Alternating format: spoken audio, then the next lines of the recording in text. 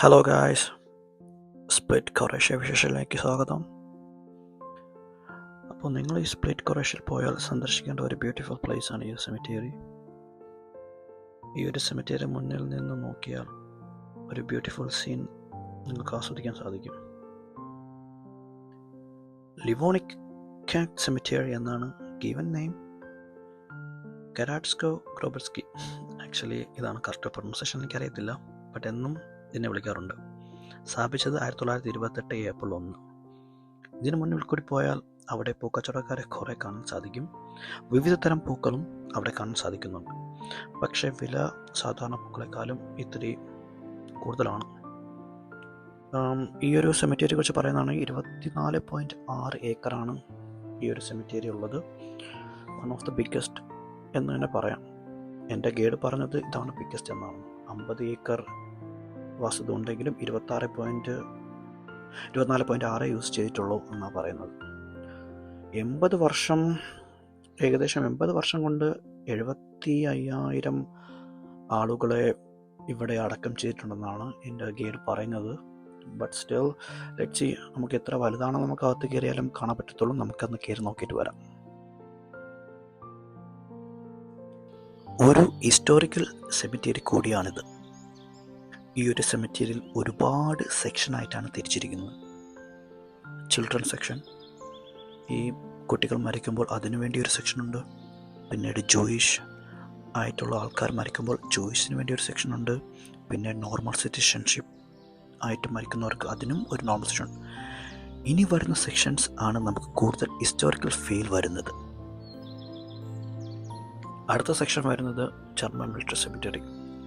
World war 2 1941 മുതൽ 1943 Italian soldiers സ്പ്ലിറ്റിലേക്ക് വരികയും സ്പ്ലിറ്റിന് control എടുക്കുകയും പിന്നീട് ജർമ്മൻ മിലിറ്ററി വരികയും ഇറ്റാലിയനുമായിട്ട് ഒരു വാർ നടത്തി സ്പ്ലിറ്റിനെ ജർമ്മൻ വരുതിയിലേക്ക് വരുത്തുകയും ചെയ്തു.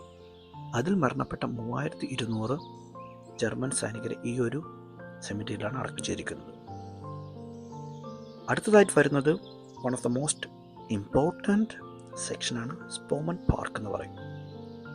സെക്കൻഡ് വേൾഡ് വാറിൽ സ്വന്തം നാടിനു വേണ്ടി ഇറ്റാലിയനും ജർമ്മൻ ഫോഴ്സിനും എതിരെ സ്ട്രോങ്ലി റെസിസ്റ്റ് ചെയ്തു മരണപ്പെട്ട സോൾജേഴ്സിനെ, സ്വന്തം സോൾജേഴ്സ്, മെയിൻലി സ്പ്ലിറ്റ് ആൻഡ് ദൽമാത്തിയൻ സോൾജേഴ്സിനെ അടക്കം ചെയ്തിരിക്കുന്ന ഒരു സെക്ഷനാണിത്.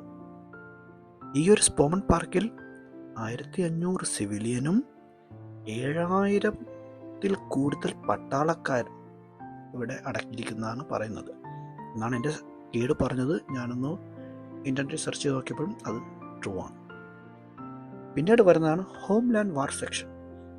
1945 to 1991 വരെ സമാധാനത്തിൻ്റെ ദിനമായിരുന്നു സ്പ്ലിറ്റ് എന്ന കൊറേഷ്യ. പിന്നീട് കൊറേഷ്യ ഒരു ഇൻഡിപെൻഡൻറ്റ് കൺട്രിയായി വോട്ട് ചെയ്തു.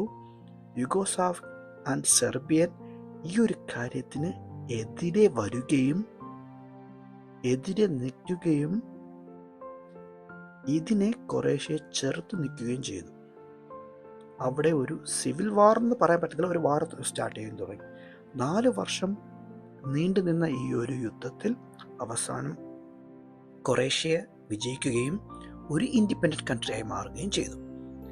സ്പ്ലിറ്റ് മുൻനിരയിൽ യുദ്ധം ചെയ്യാത്തത് കൊണ്ട് വലിയൊരു നാശനഷ്ടം സ്പ്ലിറ്റിന് വന്നിട്ടില്ല. എന്നാലും സെർബിയനും യുഗോസ്ലാവിയയും ഒരു എയർ സ്ട്രൈക്ക് സ്പ്ലിറ്റിൽ നടത്തുകയും കുറച്ച് നാശനഷ്ടം ഉണ്ടാവുകയും ചെയ്തു.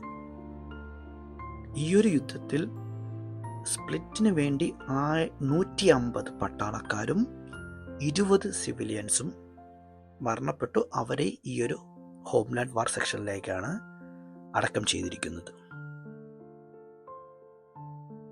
അടുത്തതായി ഗൈഡിൻ്റെ മാതാപിതാക്കളുടെ സെമിത്തേരിയാണ് എനിക്ക് കാണിച്ചു തന്നിരിക്കുന്നത്.